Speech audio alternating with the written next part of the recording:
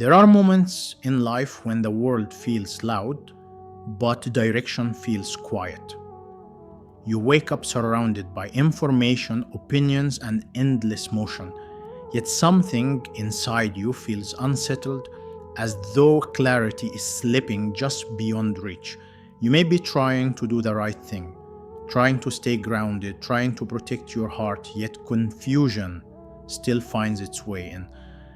In times like these, guidance does not always arrive as a sudden answer. Sometimes it arrives as a reminder you have passed many times without stopping to listen.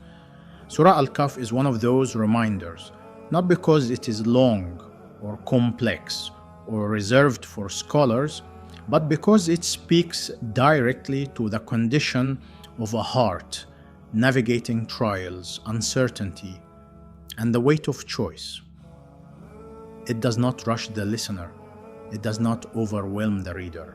It walks beside you, story by story, lesson by lesson, gently teaching you how to see the world again through the lens of trust in Allah.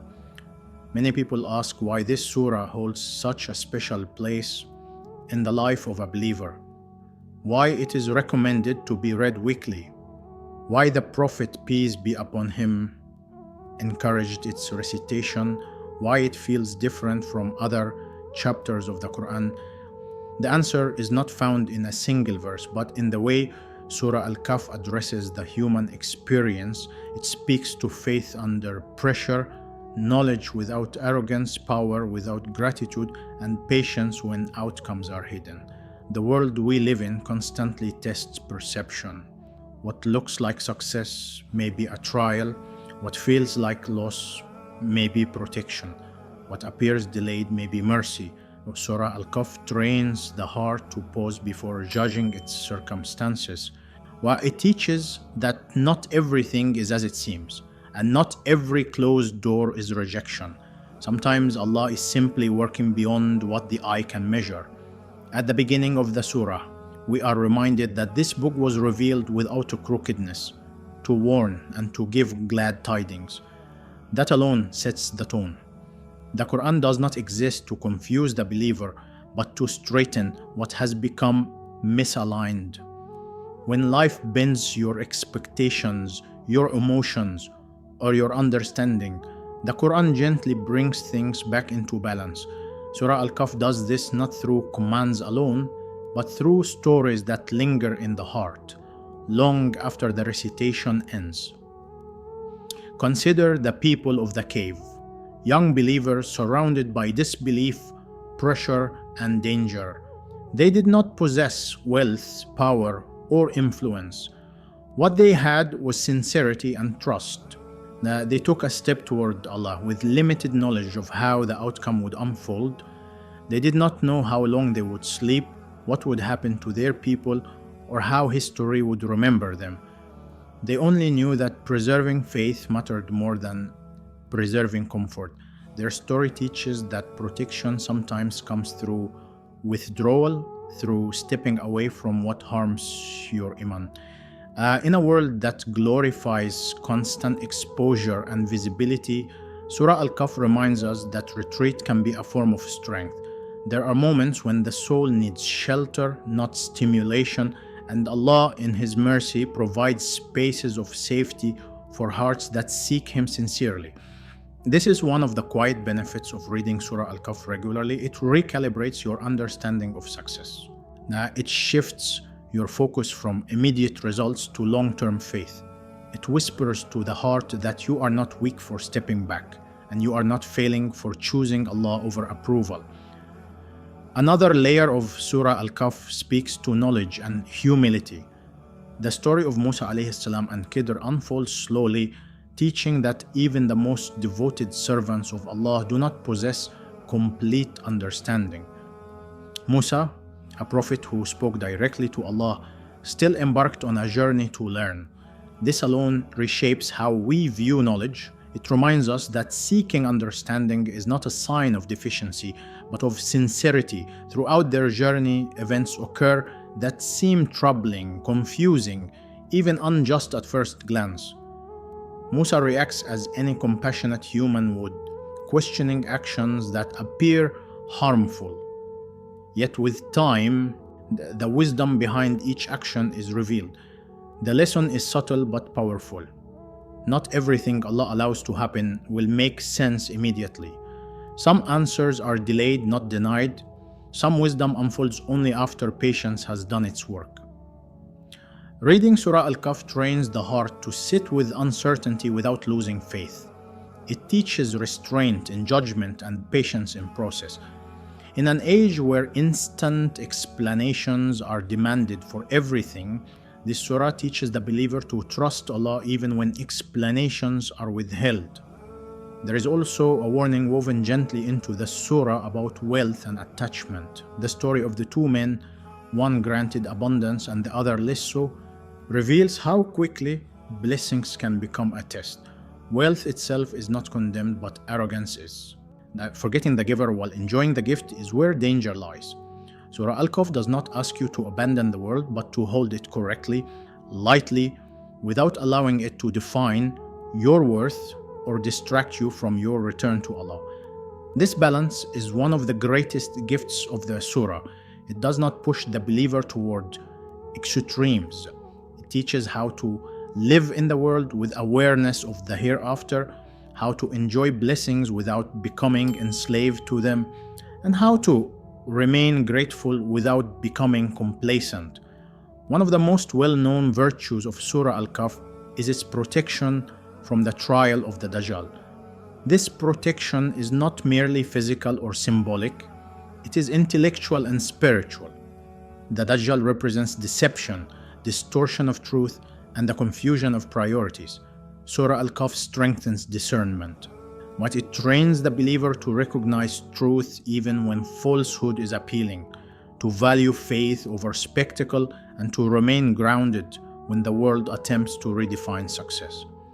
This is why reading Surah Al Khaf weekly is not meant to be a ritual done absent-mindedly. It is meant to be an anchoring practice, a weekly return to perspective, a reminder that life is not just about what is visible, immediate, or impressive.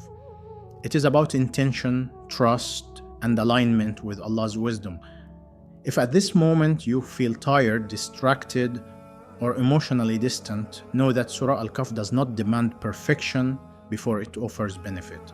It meets you where you are. Even listening to it with a wandering mind is better than abandoning it entirely. The Quran has a way of reaching the heart quietly, planting seeds even when attention feels fragmented. But pause gently here and allow that to settle. The benefits of Surah Al Khaf are not only in what it protects you from, but in what it slowly builds within you. Clarity, patience, humility, trust. These are not acquired overnight, but through consistent return. And as the stories of the surah continue, there is still more to uncover. More lessons that speak to leadership, responsibility, and the unseen consequences of our choices. The journey within Surah Al Khaf is not rushed, and neither is its impact on the heart.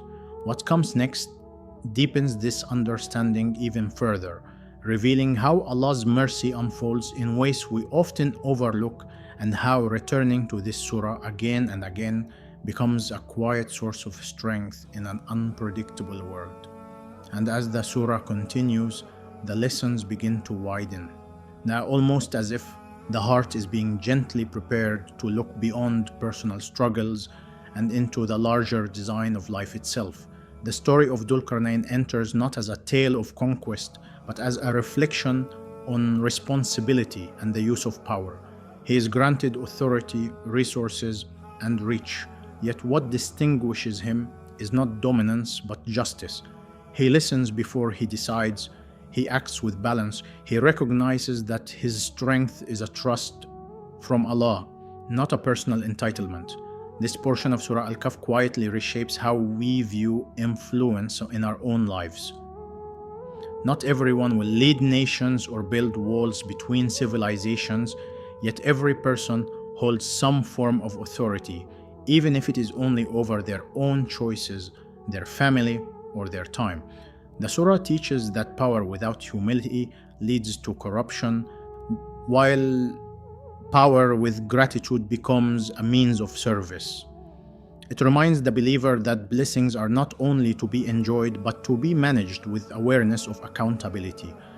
And this is where another benefit of regularly reading Surah Al Khaf begins to surface. It refines intention. When you encounter these stories weekly, your heart slowly absorbs their patterns. You begin to notice arrogance before it fully forms. You catch impatience before it hardens. You recognize blessings as trusts rather than guarantees.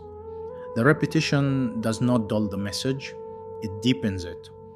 Each recitation becomes slightly different because your circumstances change, and the verses meet you at new points of understanding each time. There is also a subtle emotional protection embedded in this practice. Life brings comparisons, disappointments, as in moments where you question your progress. Surah Al Khaf consistently returns you to perspective. It reminds you that what appears delayed may be guarded, what appears small may be significant, and what appears hidden may be preparation. The heart that revisits these lessons regularly becomes less reactive and more reflective. It learns to breathe before judging its own journey. One of the quiet mercies of this surah is that it does not deny hardship. It does not pretend trials do not exist. Instead, it reframes them. The youths of the cave faced danger. Musa faced confusion.